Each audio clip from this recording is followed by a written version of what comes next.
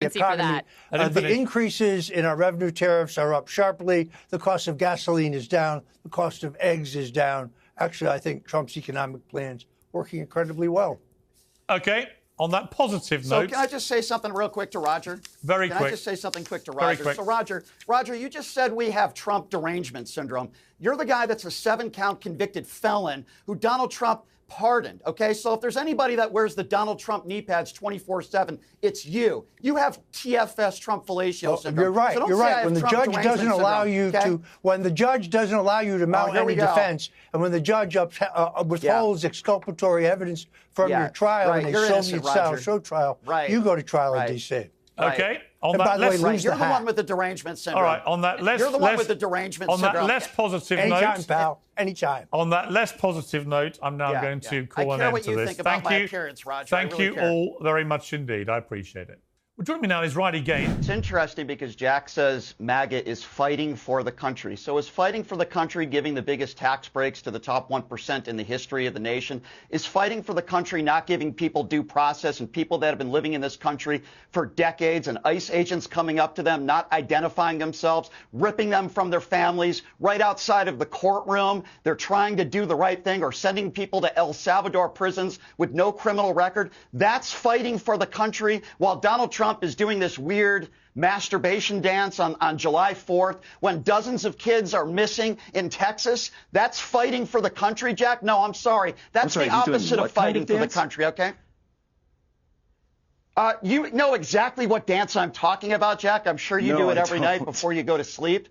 Yeah, I think you do, Jack. I think you do, Jack. But the point that I was... go to sleep, man. Okay, well, the point that I was trying to make, Jack, is you said that MAGA Republicans are fighting for the country, deporting people and ripping up parts of the Constitution. Part of my country, and in short work, they won't be because those aren't Americans. Those are illegals. So they don't deserve due process? What does it say in the Constitution? It says every single person, not citizen, not non-citizen. The Constitution says subject every to the jurisdiction person, okay? It says subject to the jurisdiction. Okay, so you think that legal aliens are not so someone should be deported to it? So you're okay with people being... You don't have any new. So you're okay with someone being no, it's not a talking point. It's called reality, Jack. You don't live in reality. You live in MAGA world, and you take the Ben Shapiro talking points. They're all going home. No, you don't. No, you don't. No, you don't. Oh, they're all going home. Yeah, Piers, so I agree with you. A couple of quick points. First on Elon. I agree with Elon. He donated almost $500 million to Donald Trump's campaign. So I agree with Elon. If not for Elon Musk, Trump probably doesn't win. He was a huge part of the win. And to Clay Travis, the idea that somehow Elon Musk just woke up in the morning one day and said, I care so much about this government spending is a joke. He did this for himself, the same reason why Donald Trump ran for office. They're in it for themselves and their investors and to enrich themselves further. Going to what Roger Stone just said, and Clay, about the fact that Donald Trump can't be in these Epstein files. First of all, let's look at his history. He's a liable sexual abuser. He's had 25 women accuse him of rape or sexual assault, including his ex-wife in court documents. He bragged on the Howard Stern show about going into teenage girls' pageant locker rooms, watching them undress in a sexual manner. And we hear Roger and Clay today saying, oh, there's no way that he could be in those Epstein files. And Roger, you're wrong, okay? In the Maxwell trial, we learned that Trump was on the flight log, Epstein flight log, at least 6 times. And Jeffrey Epstein said at one time that Donald Trump was his best friend. Okay, and that Epstein had dirt on Trump. Who are the co-conspirators in the Maxwell trial? Who are those co-conspirators that we haven't identified? She's charged with conspiracy. Who are the co-conspiraters?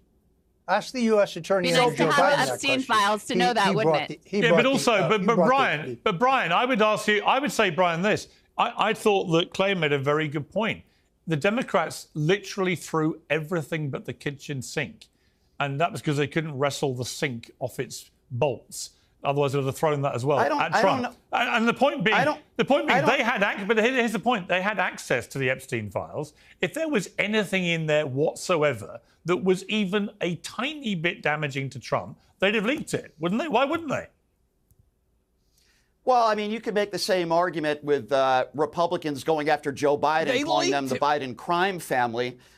For years, we've been hearing the Biden crime family. There have been all these investigations. We heard about Hillary Clinton and 8 investigations into Benghazi. Republicans seem to find nothing. So I think the right is doing that more than the left. Listen, my question is very simple, guys. Why have the Epstein files not been released? Hold on a second, Clay. Hold on, Clay. Hang on give me 10 seconds here. Pam Bondi said that she was going to release the files. They said it was going to be released, and then these right-wing imbeciles with their binders in Washington, D.C. looked like clowns. So my question to Clay Travis and Roger Stone is, why have they not released the files then? It doesn't threaten national security. I'm telling you, Trump is all over those files. Just